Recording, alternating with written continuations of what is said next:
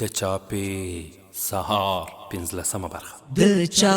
د وجود برخه د چا زړه خاورو ته سپارو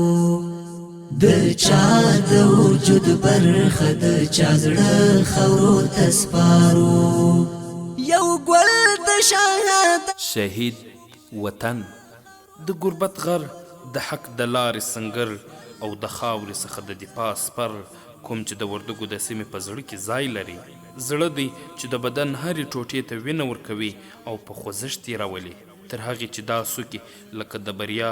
تورې د خپلواکۍ لمر وبرېښوي په ګلدره کې تم کېږو هغه چې د نموتې حماسي غره په لویدیځه لمن کې خپل ځای پیشلیک په بېلابېلو پړاوونو کې راښیي بیلګې ډېرې دي خو موږ د روسي ښکېلاک پر وړاندې د توت سنګرونو یادونه کوو چې لسګونو جازونو به سیمه تر خپل بېرحمه بمبار لاندې نیولې وه چې ژوي او بوټي هم ترې په امن نه وو مات شو خو وخت ډېر څه شاته پرېښودل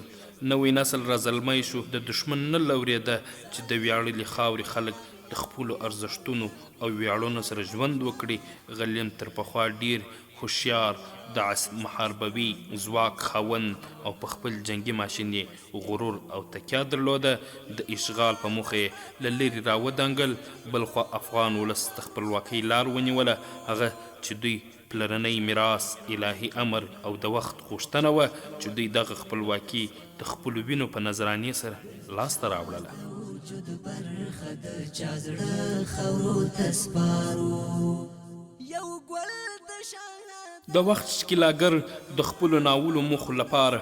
ډول ډول لارې چارې په کار اچولې وې چې یو یې هم سارګري الوتکې وې خلک په سیمه ییزه ژبه بنګنې ورته وایي ځمکه او تشیال فضا څارېدل کېده د 1499 د طلې 28مه نیټه وه مخکې تر دې چې دوی پلي ځواک په سیمه کې خپل ناولی ماموریت پیل کړي د میدان وردګو جوختو ولسوالۍ د ګلدرې لر او بر ته وژونکي الوتکې چې په عصري عسکري تجهیزاتو سمبال وې له بېلابېلو لوري ورکښته شوې د ډبډبونو غوغارې سره دوه څرخکې کېناستلې په هر لوري یې په داسې حال کې ګزمې پیل کړې چې شپني څراغونه یې په تندي نښتي وو د سرې کلا سرخ کول او د تال کښتۍ له مسیرونو یې کور په کور خلاف خپل سریع عملیات پیل کړل چې د ډیری کورونو دروازې او کړکۍ یې ماتې کړلې د کور دننه هر څه یې ګډ وډ کړل خلک یې رواني او فزیکي وځورول او نور داسې پاتې دې نه وي چې څو کاله مخکې هم نوموتې دره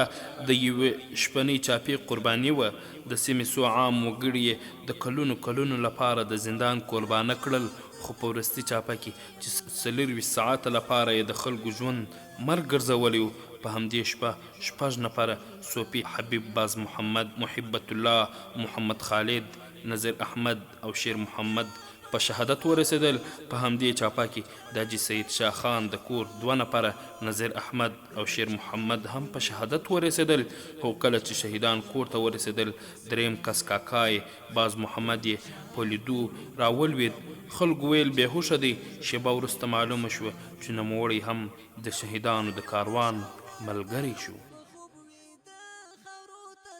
پاتې دې نه وي چې شهید نظیر احمد د شهادت پر مهال د شهادت ګوته اوچته کړې وه خو د دې ترڅنګ په بل ګاونډ کور کې یوې مور ته 2 شهید جنازې چې یو یې خاوند او بل یې زوی و ایښې وې د ټولو فردوس جنت ځای شه د خپلواکۍ لمره هر کله ځلاند راخیږه غم سترګو کې اوښکې